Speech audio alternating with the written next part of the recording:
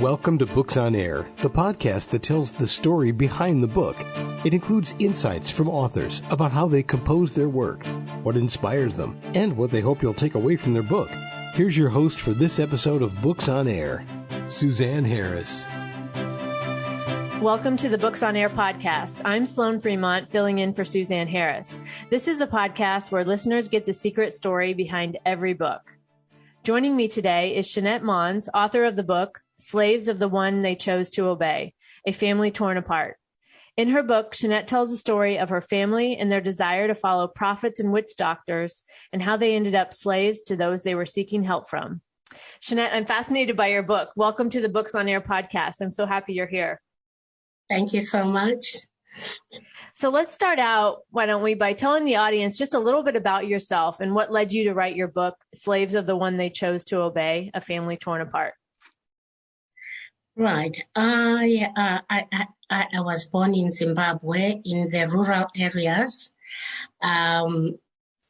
where people believe in their traditions, and most people there believe in witch doctors and prophets, and very few people believe in Christianity.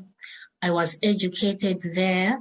And when I was growing up, I was part of that belief. But as I grew up, at the age of about 14, I was baptized.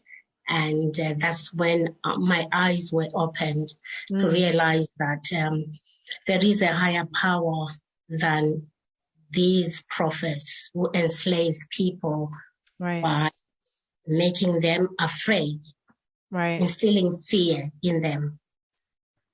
Right. And that's such a, well, there's so much there, right? With our beliefs. And then when we, almost like when we put the power outside of ourselves, right? We're seeking that power or those answers elsewhere, then, it's very easy to become, I think, controlled by those that we're actually seeking help from, and maybe not even realize that control is taking place. And so it's such a balance there, I think, between personally what's right for you and not getting wrapped up into somebody who's directing you in ways that maybe aren't in alignment with yourself. Exactly. So can you set the scene for the listeners and tell us where and when your book takes place? My book takes place in Zimbabwe, in the district of Zombe, which is a rural area where I was born, where I was brought up. And in the towns around that area, really not very far from my home, Gweru, Kwekwe, Loyola Mission is all around the area where I was born. So that's where it mainly takes place. Okay. And are those that you mentioned, those names, what are those towns, or are they? Kwekwe is a town very near to my home area, which is a rural area. And then Gweru is just about 30 miles from Kwekwe, and that's where most of my relatives were working. Okay. Yes. Okay. And so in your culture there, is it common or maybe normal for people to seek help from prophets or witch doctors? Oh, yes. Yes. Actually, they think that's being African. Ah. And even though I choose to, I beg to differ. They think being African is believing in witch doctors, in prophets.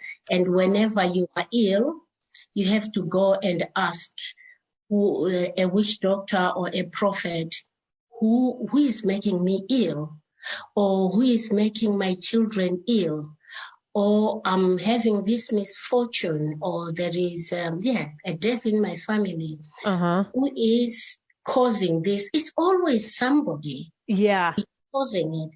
Things do happen everywhere on this planet. People get sick, people die. Doesn't mean that somebody has caused it. But in my car, it's always somebody causing it. So sad. That's so interesting to me that, so it's almost, is it, I guess maybe you might say it's a blame exchange where somebody's going to a prophet or a witch doctor and expecting to be able to place blame on someone else. Definitely. And if a prophet or a witch doctor doesn't tell you who did it, many people believe that they are not a good, they can't see. They are not good prophets, not mediums. Yeah. They have to place the blame on somebody. And normally it's somebody very close to you, either a neighbor, a brother, a sister, a very close relative. So your book touches on this, what you just mentioned there about being blaming someone else, a family member, a neighbor. And in your book talks about this and about family divisions and these things that often aren't talked about in public. So can you give us an example from your book of what you saw, how this happened within your family?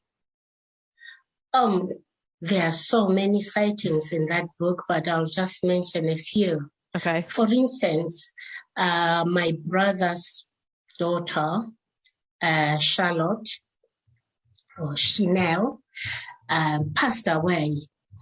Actually, she had an abortion. Okay. She was afraid of a pregnancy, and then she died. Even when it was so clear that she died trying to get rid of pregnancy, somebody was behind it. Somebody had to be blamed. They still went to the witch doctor to find out who did it. And the witch doctor was not short of people to blame. Right. Somebody was blamed, and it was my sister. And so, I'm thinking this is so interesting to me that this happens. And I guess as I'm thinking about this, then does the witch doctor generally know all of your family members? Like, is it a tight-knit community where the witch doctor knows everybody? And so, or is it more of a generalized claim of a person, or do they call specific people out? That's a very good question you asked. Normally, they try to go as far away as possible so that nobody will claim, the witch doctor knew. And that witch doctor there, who they get to, is never specific. Oh, okay. It's always, you have a sister. Everyone has a sister. Right. And this sister envies your daughter because your daughter is pretty or educated. I mean, that's general. Right. And then those who are trying to find out have got to decide themselves who to blame, because obviously my brother had many sisters. So he had to choose which sister was being referred to. And when that happens, and there is such a hatred, division in the family for no reason, for something so flimsy and general. Right. And especially in a culture looking to blame. And so really the witch doctor opens the door, and then the person is the ultimate decider of who they decide to blame for the situation. Is that how it works? Exactly. I don't know if you read my book, where when Chanel died, they went to the witch doctor who asked them to look but this witch doctor gave them a drug, a hallucinatory drug. Mm-hmm. And they were to look in a bowl of water. And then whoever they saw there was the killer. Oh. And the 5 people saw different people in the ball, which shows, and the witch doctor didn't even make an effort to correct, to say, this one is the one who is right. He just said, I want my money and you go. All he wanted was the group to tell him what to do with the culprit. Right. Right. Yeah. And this leads to such if you think about, the power of belief, right? Because in this instance, the witch doctor's planting the seed, let's say, and then we as people then internalize that, and where our belief goes is where we're going to find what at the end of whatever we're looking for. And this, what you're talking about, and with your book is such an example of that, of the beliefs that we hold and what we want to see. Because I would imagine sometimes maybe a family member or a person comes to a witch doctor already deciding, maybe thinking that blaming somebody or, another person, and then maybe looking to the witch doctor to confirm that, or at least give them some sort of way that they can say, yes, see, I told you that was the person. It's true. It's true, really. Yeah. So how is this to write about for you? Since this is such I would say maybe controversial topic, I imagine in your culture, it's probably not written about very much. I don't want to put words into your mouth, so I may not be right there, but can you tell us a little bit about what this was like for you to write? Yes, as you rightly said, no one wants to write about it. Even though it's something that is known, it's like a taboo. Yeah. And I had to write about it because my family had been hard hit by this hatred. There was so much division, so much hatred, that my brothers, my sisters hated each other so much that my sisters were hiring hitmen to poison my brothers' children. Wow. Because, as we said earlier, the witch doctor always blames somebody. Right. And my brother, being a very cultural person, when his daughter died, also, this is a second daughter in the family. This is the youngest boy in our family. The daughter died trying to get rid of an abortion as well. Right. Many years after the first one, Chanel did it in 1980, somewhere there. And this one in 2019 was trying to get rid of a pregnancy. And anyway, my brother didn't know that that's what happened. He took the whole family, about 20 members of the family, to a witch doctor very far away. Actually, this one was a prophet. And the prophet, which is very unusual, pointed his finger at my brother and said, "You killed your own daughter by witchcraft." And he accused him of killing many other people who have since passed in the family in the presence of all these people. Oh, so wow. Everybody there was on edge. Said, right. Oh, we've got a killer among us. So what are we going to do? So secretly, they came back after that meeting. My brother had been destroyed, accused. They came back secretly and asked, what shall we do to protect ourselves? Because he's a killer. And then they were told, whatever witchcraft he has, it wants blood every year. So whenever somebody is ill, who is not your brother's daughter or son, it's better that you find a way of killing his own children so that his witchcraft is appeased. And they believed that. Oh my gosh. So the witch doctor said to appease your brother's witchcraft, who was accused of killing, that that the family needed to kill his children. Yes, whenever they feel their child is about to die, because nobody should be ill in our culture. I don't know how that happens. Everybody, in every society, people get ill. Right. Now,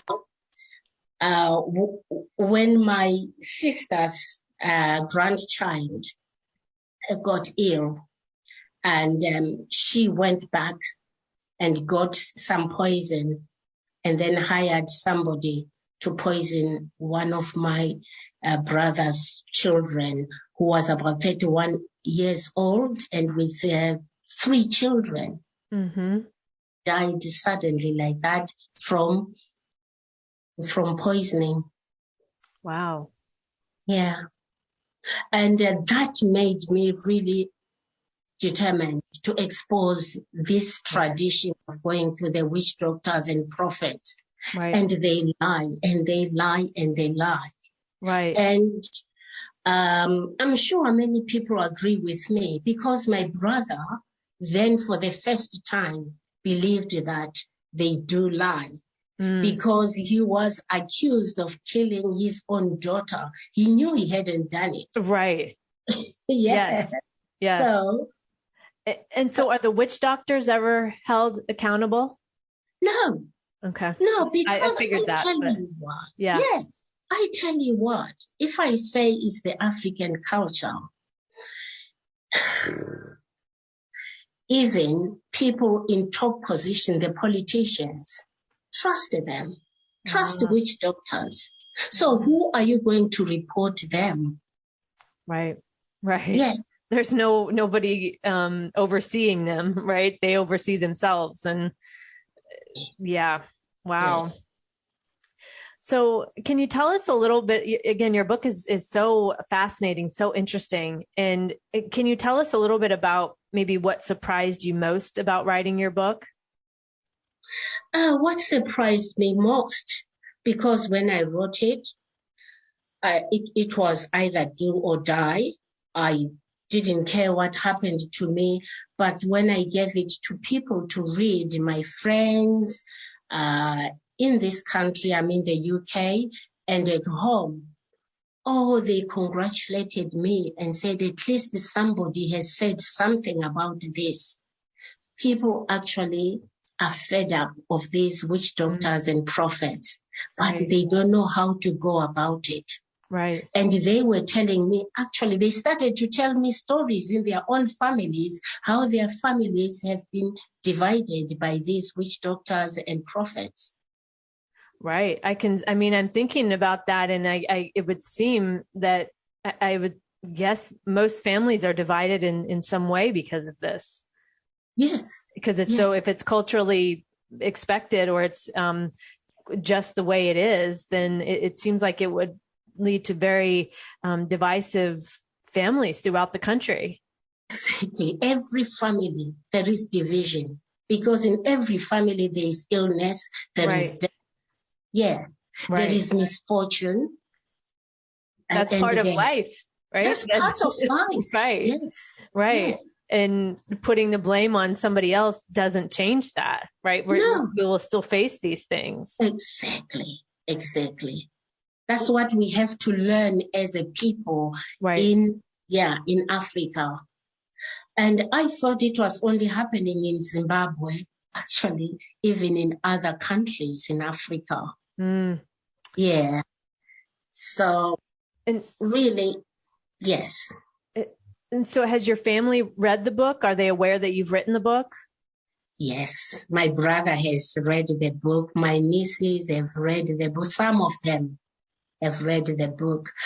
But because it's been published in the UK, I haven't put it in the bookshelves in Zimbabwe, which is the next thing I want to do, put it in the bookshelves in Zimbabwe. And I want to send some copies to the libraries.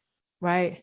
So that it's available. Right. And is that something that, would bookstores accept it in Zimbabwe? Would they accept this story? or would they try Oh, to yeah. suppress it? Okay.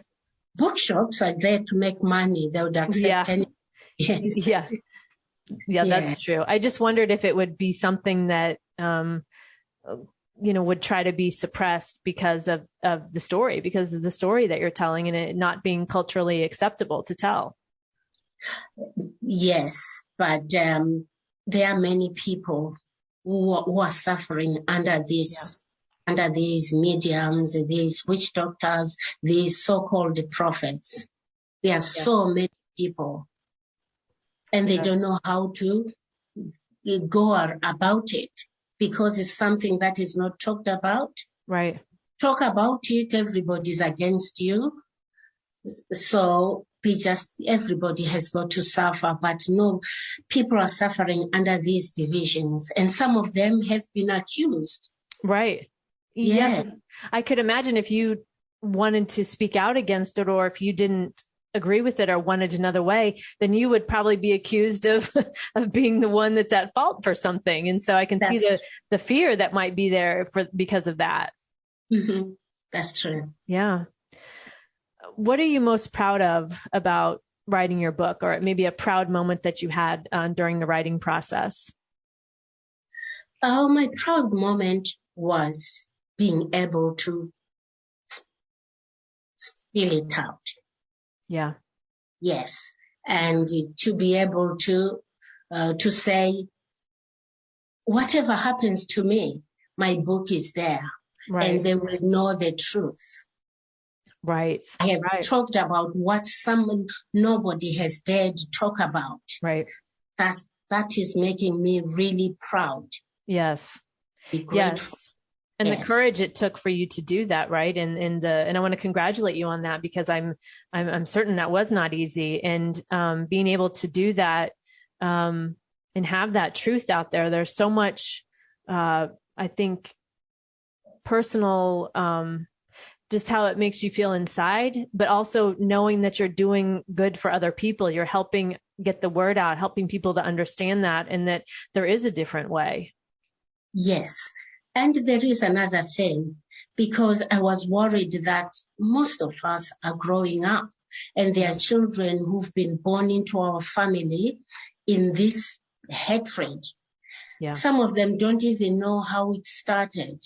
Yeah. I want everybody, even the little ones, to know that it wasn't like this. Yeah. Actually, the hatred is baseless. It was all caused by mediums, witch doctors, and prophets, which we shouldn't be going to. Right. And again, it sounds like also you're helping people to understand that these people that they're going and seeking the answers for, we're putting all of this power into these people, right? We're by continuing to go to them and ask them these things and believe them, it empowers them, right? And when we start to see another way, like what your book is helping people to see, is that takes the power away and it puts the power back on the people more than outside of themselves with these mediums, these witch doctors. And as the title of your book says, then you become slaves to those people, right? Because you think they're the only ones that have the answers, and that inside that we don't have our own answers. And that's just not true. Yeah, that's true. Yeah. Yeah. Because we really become slaves to those we put ourselves under. If you go and kneel before a witch doctor, a prophet, and say, you know better than me, you are making them more powerful than you. Exactly. And then you have to accept everything they say. And if they say you are going to die, psychologically, you are going to die. Right. Yes. Because you believe them so much. Yes. Yes. And that belief is so powerful. It's something that I think your story illustrates that so much, how our own internal belief is so powerful that it can actually free us or cause us to be slaves. It's exactly what your book is about, right? When you choose to believe outside of yourself and become a slave to that, then that's how you will remain. But if you start to look at wait a minute, maybe that isn't like your brother did, right? As he saw he was accused and he knew he didn't do it. And then it's like, wait a minute, this isn't what I thought it was. And I think that telling your story is so courageous. It's so, I think also for maybe, this is not something that I was familiar with or had an understanding of. So it helps, I think, people who maybe aren't familiar with your country to understand that more as well. Yes. Yeah. So just a couple more questions before we wrap up here. Who would you say your book would appeal to and why? It would appeal to the Africans as a whole, because that belief is all across Africa. It's not just in my country, Zimbabwe. It's all across Africa. And in some other parts of the world where they believe in these mediums, witch doctors, because it's not just Africa, the African continent, that has witch doctors and these prophets. Mm-hmm. So it will appeal to those people wherever they are, even those who have emigrated to countries where witchcraft is not recognized. Mm-hmm. Where they came from, they know how it affected their families. It will appeal to them as well. Right. Amazing. Yes, dear. Again, Shanette, congratulations on your book and on your courage for writing it. And my guest this week has been Shanette Mons, author of the book, Slaves of the One They Chose to Obey, A Family Torn Apart. Before we wrap up, Shanette, what's one thing you want to leave the readers with today to make sure that they know about your book and about your story? I want to leave them with this message that don't put yourself under anybody. Don't ever make yourself a slave of anybody. Right. You are a person in your own right, and there is only God. God in heaven is the one who is bigger than everybody, who knows everything about us, and is the one who protects us, not another human being in the form of a witch doctor or a prophet. That's not right. Right. Amazing. That's such a beautiful message. And Shanette, again, I want to thank you for joining us today and being our guest on the Books on Air podcast. Thank you so much. You can find more about Shanette's book, Slaves of the One They Chose to Obey, A Family Torn Apart, on Amazon, and I'll link to the book in the show notes, so be sure to check that out. You've been listening to the Books on Air podcast, brought to you on webtalkradio.net. You can also hear this podcast on Spotify, iHeartRadio, Stitcher, and Apple Podcasts. I'm Sloan Fremont, and I hope you'll join us for the next Books on Air podcast. Remember, you never know who is going to be here, and you never know what we are going to talk about. Thank you so much for listening.